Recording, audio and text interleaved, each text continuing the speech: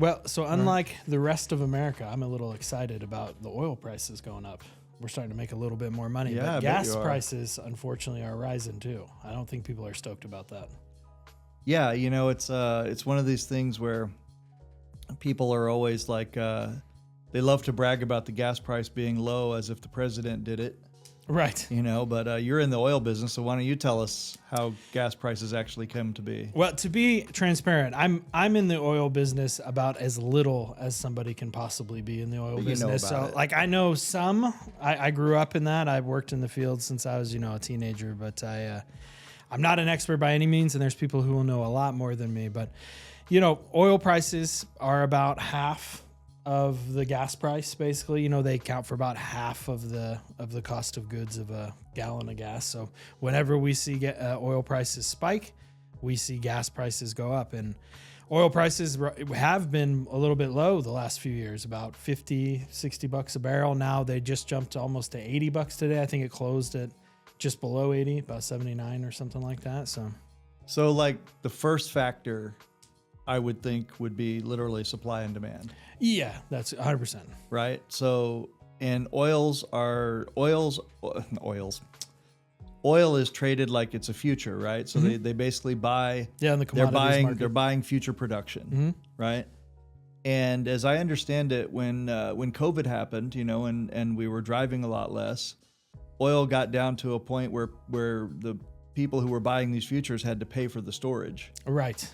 So that's the first time I'd ever heard of it going into negative territory per barrel. Yeah, right? It was not great during 2020. But right now, right, so supply and demand. So whenever there's some kind of global issue, especially in the Middle East, then it tightens up supply. Mm-hmm. It can't. Right? Well, it tightens could. up people's perception of supply more than anything else. Okay. So, yeah, whenever a war or a geopolitical conflict kicks off, particularly in the Middle East, we see a big spike in oil prices, and maybe that's why they do it so often. I don't know. Well, I remember that's why they do it so often. Yeah.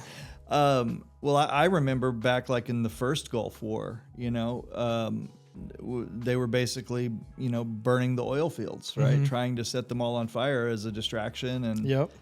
And now I guess Iran is sending drones towards the oil fields and towards the refineries and infrastructure, and these drones are like relatively cheap to make, and they literally fly below the radar.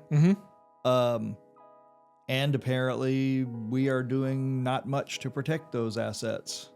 No, because it spikes oil, and then and a lot of rich people make a lot more money. Right, and then the next part of that is the Strait of Hormuz, where like a lot of this oil flows through, right? With the tankers and everything, they're apparently closed right now because of, interestingly enough, and I didn't think about this before, but it's insurance. Yeah.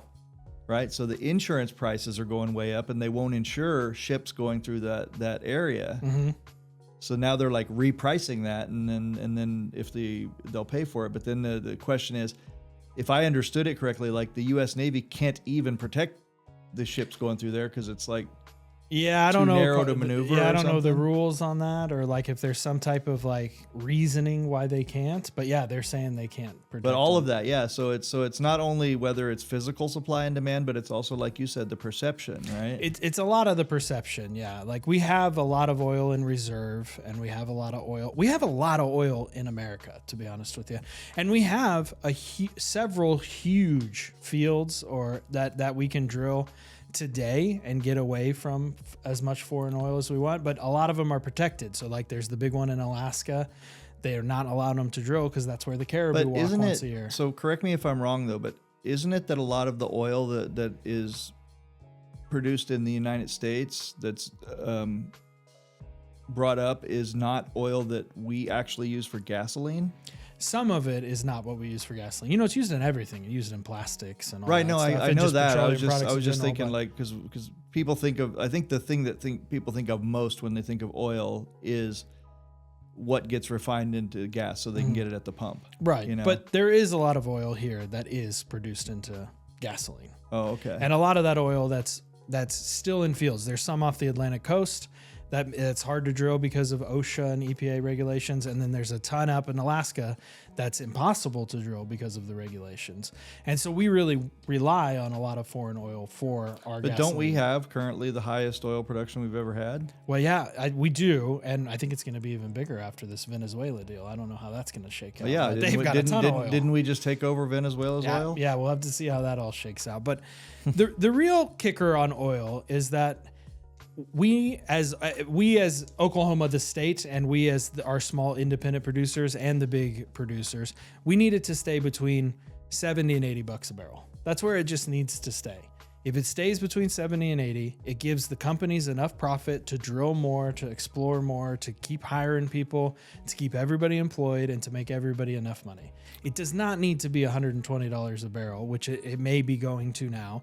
And it definitely doesn't need to be at $5 or $10 a barrel. You know, back when I was a kid, early 90s, it dropped way down to like $9 a barrel. So many people went out of business. our whole family went out of business. It really just needs to kind of be fixed somewhere with a reasonable price so that we as the oil companies can make more money to drill, and not so much that it hurts at the pump for the everyday American. It's kind of a paradox that people don't really get, is that when gas prices are high, the economy is usually better. Sometimes it can also be a little bit of an inverse. Sometimes when the economy's worse, gas prices will go up because oil price goes up. So a lot of times when some of the countries in a recession, Oklahoma and Texas and Kansas isn't doing so bad, we're drilling. Yeah, no, that's what I mean though. When the gas price is high, the oil prices are up, and more money is flowing throughout the whole industry, which then flows into all the other parts of the economy. Correct. Yeah. So that's where I was going with it. But the coasts end up hurting a little bit because they don't rely on oil production as a business like economy, you know. Right. So as an industry. But anyway, that's kind of our thoughts on oil. I hope it doesn't get too much higher, but right now we're at about $3.25 a gallon. You know, it could go up to $4, and then by $5, people are rioting.